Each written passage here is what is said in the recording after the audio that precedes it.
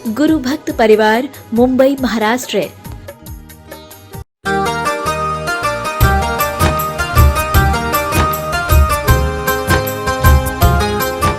जैनम जयतु शासनम विश्व कल्याण कारकम। उपस्थित धर्म स्नेही सत श्रद्धालु भव्यवर पुंडरीक पुण्यात्मा महानुभाव, संसार का प्रत्येक प्राणी सुखाकांक्षा में निरंतर प्रयत्नशील है। कोई एक योग से, कोई दो योग से और कोई तीनों योग से। किसी जीव की धारणा है सुख भोगों में है, किसी जीव की धारणा है सुख योग साधना में है। किंतु आचार्य महोदय कहते हैं सुख की प्राप्ति अपने स्वभाव के प्राप्त करने में है। जब तक यह जीव अपने स्वभाव को प्राप्त नहीं करता है तब तक शाश्वत, स्वाभाविक और आत्मोपन्न सुख को प्राप्त नहीं कर पाता। आत्मोपन्न सहज स्वाभाविक शाश्वत सुख के बिना संसार का जो कुछ भी सुखाभास दिखाई देता है वह भ्रम है। इसलिए स्वाभाविक सुख को प्राप्त करने के लिए व्यक्ति सम्यक साधना करता है। शील शब्द का अर्थ है प्रकृति, स्वभाव, सहज परिणति और शुद्ध दशा। आचार्य भगवान कुंद स्वामी जी ने शील पाहुड़ में एक गाथा लिखी है कि शील का परिवार क्या है। उस शील को प्राप्त करने के लिए हम किन के बीच में रहें, कहाँ पर रहें। क्यों, जिस व्यक्ति की जैसी संगति होती है उस व्यक्ति का प्रभाव प्रकृति उसी प्रकार का होता है। कई बार आप लोग भी किसी व्यक्ति के बारे में जानना चाहते हैं अमुक व्यक्ति अच्छा है या बुरा, वह कैसा है, तो उसे जानने के लिए आप उसके मित्रों को देखते हैं, इसकी मित्रता किससे है। जिससे उसकी मित्रता है वह व्यक्ति उसी स्वभाव का होगा। जिसका जैसा स्वभाव होता है व्यक्ति अपने स्वभाव के अनुरूप अपना साथी खोज लेता है। यदि स्वभाव से प्रतिकूल साथी मिलता है तो उसके साथ ज़्यादा समय तक ठहर नहीं पाता, दोनों एक दूसरे से बिछुड़ जाते हैं। आचार्य भगवान भट्टकेर स्वामी जी ने मूलाचार में लिखा है शीलेण विमरिदब्बम ऋशीलेण अवश्यमरिदब्बम जदिदो विमरिदब्बम वरम शीलत्तरेण मरिदब्बम धीरेण विमरिदब्बम ऋद्धीरेण भी अवश्यमरिदब्बम जदिदो विमरिदब्बम वरम धीरत्तरेण मरिदब्बम संयमेण मरिदब्बम असंयमेण भी अवश्यमरिदब्बम जदिदो विमरिदब्बम वरम संयम तरेण मरिदब्बम। इन गाथाओं का अर्थ है शीलवान व्यक्ति की भी मृत्यु होती है और निशील व्यक्ति की भी मृत्यु होती है। धैर्यवान व्यक्ति की भी मृत्यु होती है और अधीर व्यक्ति की भी मृत्यु होती है। संयमी व्यक्ति की भी मृत्यु होती है और असंयमी व्यक्ति की भी मृत्यु होती है। किंतु निशील व्यक्ति सुचिर काल तक संसार में दुख भोगता है और शीलवान व्यक्ति मृत्यु की मृत्यु करके अमरत्व को, अजरत्व को, सिद्धत्व को प्राप्त करता है।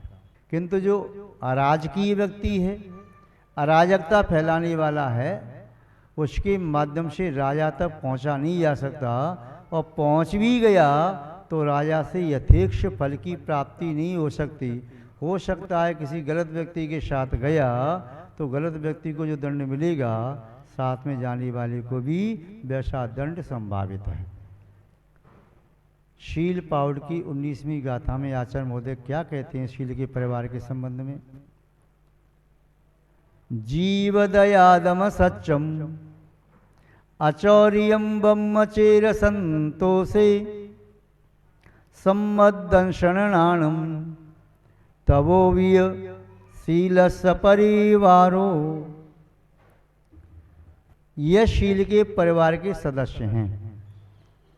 और परिवार क्या करता है? सुरक्षा करता है। परि कहिए तो चारों ओर से, वार कहिए तो वार का निराकरण। जैसे अंगरक्षक होते हैं, राजा की रक्षा करते हैं, सुरक्षा कर्मी सुरक्षा करते हैं।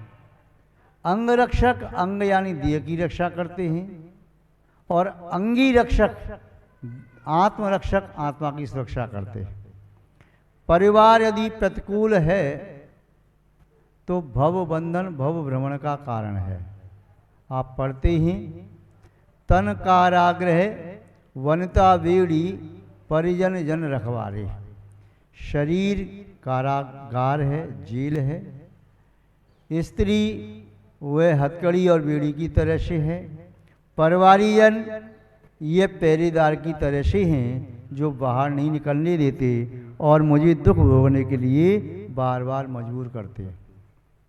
किंतु जब परिवार अनुकूल होता है तो वही परिवार सुख देने वाला होता है। आप देखते हैं पुलिस वाले किसी चोर के भी साथ रहते हैं और किसी नेता के साथ भी रहते हैं।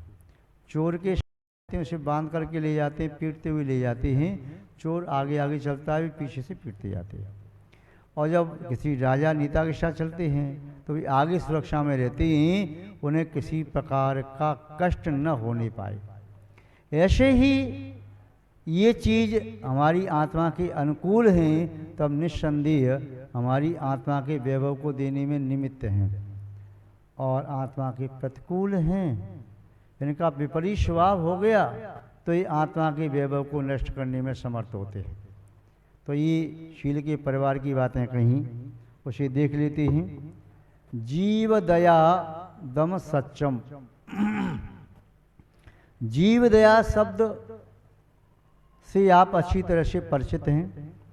सत्वानुकंपा, प्राणी मात्र के प्रति करुणा का, दया का, अहिंसा का भाव। दूसरे दुखी व्यक्ति को देख करके आपकी आत्मा कंपायमान हो जाती है।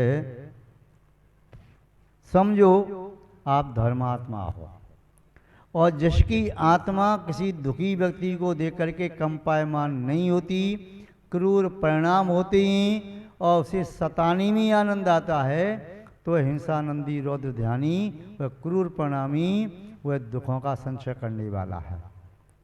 तो जीव मात्र के प्रति दया का जिसके अंदर भाव है, वह अपने शील को, स्वभाव को, अपनी प्रकृति को प्राप्त कर सकता है। पहला कारण है जीव दया। इसे अहिंसा भी कह सकते हैं, करुणा भी कह सकते हैं, रहम दिल भी कह सकते हैं, परोपकार स्वभाव कहते हैं, हितकारी प्रवृत्ति कह सकते हैं। किंतु जिसके चित्त में सरलता सहजता होगी, वही जीवों पर दया करुणा कर सकेगा। जो अपनी आत्मा के समान दूसरों की आत्मा को मानता है और जानता है, वही दूसरे की आत्मा की रक्षा करने का भाव रखता है। तो पहला कारण जीव दया। दूसरा दिया दम। दम कहिए तो इंद्रियों का दमन करना। जिसके जीवन में मद होता है, इंद्रियां उच्छृंखल घोड़े की तरह से, बेलगाम घोड़े की तरह से उस आत्मारूपी सवार को कहीं भी पतित कर देती है। किंतु जिस व्यक्ति के रथ के घोड़े बेलगाम हो, सारथी प्रमादी हो, तो उसका तो पतन अवश्यंभावी है। तो यहाँ पर अगली बात कही कि दम ये शील के परिवार का दूसरा सदस्य है।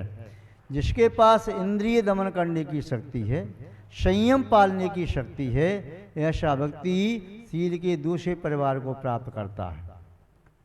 जीव दया दम सच्चम, सत्य कहिए तो यथार्थवादी। वस्तु का जैसा स्वभाव है, स्वरूप है, उसे वैसा ही मानना, कहना, सुनना, स्वीकार करना। और जो अयथार्थवादी है वह वस्तु तत्व की उपेक्षा करता है, स्वार्थ सिद्धि करता है। कैसी स्वार्थ सिद्धि? वह चंद पुद्गल के टुकड़ों के लिए, चंद पुद्गल के आनंद के लिए, भोगाकांक्षा की पूर्ति के लिए, लोभ और तृष्णा की पूर्ति के लिए वह मिथ्या भाषण करता है। मिथ्या भाषण के कारण हैं लोभ, हास्य, भीरुत्व और क्रोध। जब व्यक्ति क्रोध में होता है तो मिथ्या भाषण करता है, यथार्थ नहीं बोल पाता।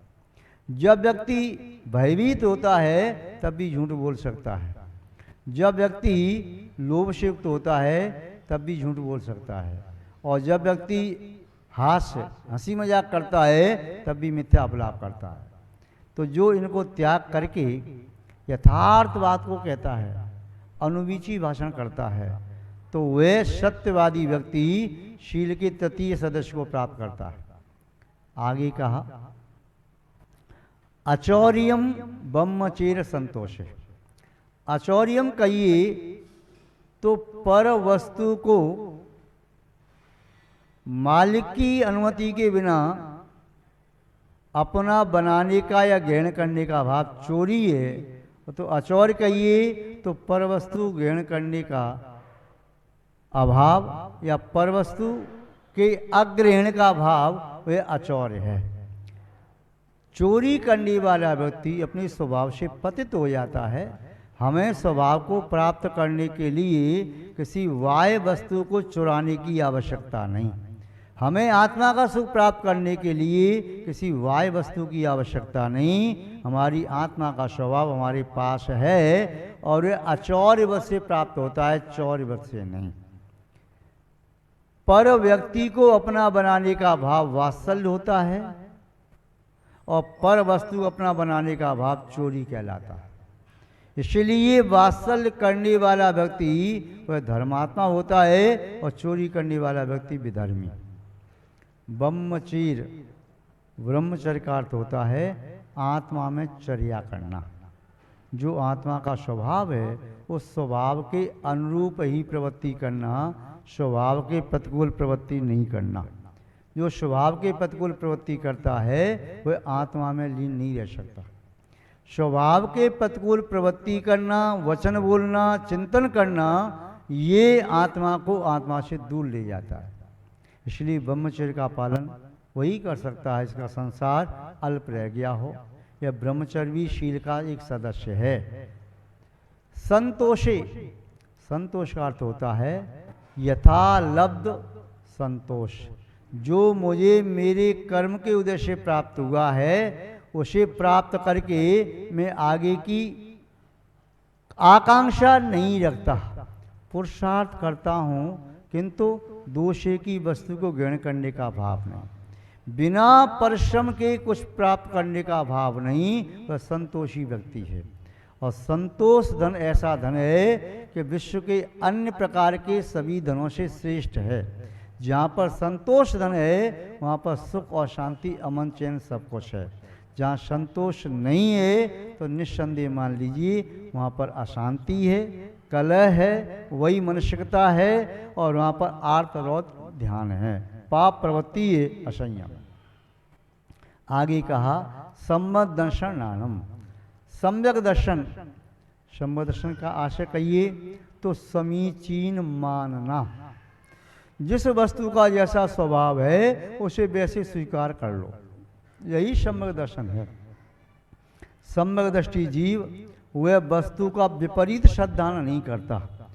संसार में इतने भी द्रव्य हैं, पदार्थ हैं, उनका जो जो स्वभाव है उस स्वभाव को वैसा स्वीकार करता है, इसीलिए वह सम्यक दृष्टि, समीचीन दृष्टि वाला कहलाता है। और जिसके पास समीचीन दृष्टि है वह दुखी नहीं होता, तत्ववेत्ता होता है। और वही नाणम ज्ञानी होता है, जानता है किसका क्या स्वभाव है, शरीर का क्या स्वभाव है, आत्मा का क्या स्वभाव है, धर्म द्रव्य, अधर्म द्रव्य, आकाश द्रव्य, काल द्रव्य का क्या स्वभाव है, ये सभी जानता है। ऐसा वह वस्तु के तत्व को जानने वाला ज्ञानी। संबद्ध शरणानम तवोवीय। और तप का आशय कहिए तो निष्प्रहता, इच्छाओं का निरोध। ये अपने चित्त को भी निरोध करता है, किसी तत्व चिंतन में लगाता है, किसी भी वस्तु को देख करके ललचाता नहीं, वह वस्तु को देख करके उसके बारे में विचार करता है और उसे छोड़ देता है। संसार में पदार्थ तीन ही प्रकार के व्यवहार करने के योग्य हैं। कुछ पदार्थ ऐसे हैं जो उपादेय हैं, जिन्हें ग्रहण करना आवश्यक है अपने स्वभाव को प्राप्त करने के लिए, स्वभाव प्राप्त करने के पूर्व। कुछ पदार्थ ऐसे हैं जिन्हें स्वभाव प्राप्त करने के लिए हेय रूप होते हैं, जिन्हें छोड़ना आवश्यक होता है। और सभी पदार्थ ऐसे हैं जो ज्ञेय होते हैं, जानने के योग्य होते हैं, वही उपादेय का उसमें व्यवहार जरूरी नहीं है। तो महान भाव, तप चाहे अनशन आदि तप हो और चाहे प्रायश्चित आदि तप हो, यह तप आत्मा को शुद्ध करने के लिए अग्नि की तरह से है। आगे आचार्य महोदय कहते हैं, शीलस्य परिवारो, यही शील का परिवार है। यदि ये आपके पास है तो आपकी आत्मा शीलवंत है और आपकी आत्मा शाश्वत सुख को प्राप्त करने में समर्थ हो सकती है। तो इन्हें प्राप्त करने का समीचीन पुरुषार्थ करो।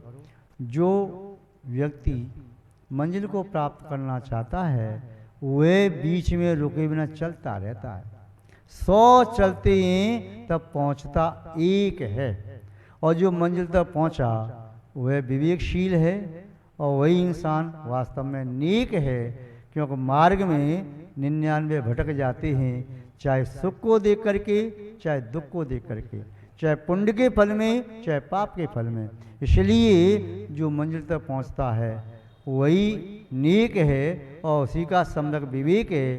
तो आप भी मंजिल तक पहुँचें, शील के परिवार को प्राप्त करें और अपने शील यानी प्रकृति स्वभाव करें, सिद्धत्व को प्राप्त करें। ऐसा हम आपके प्रति मंगल भाव रखते हैं। इसी के साथ शब्द श्रृंखला को विराम देते हैं।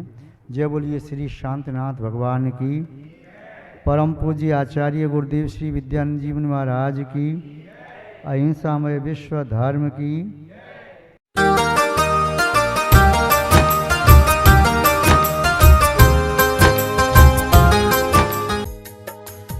इस कार्यक्रम के पुण्यार्जक थे गुरु भक्त परिवार, मुंबई, महाराष्ट्र।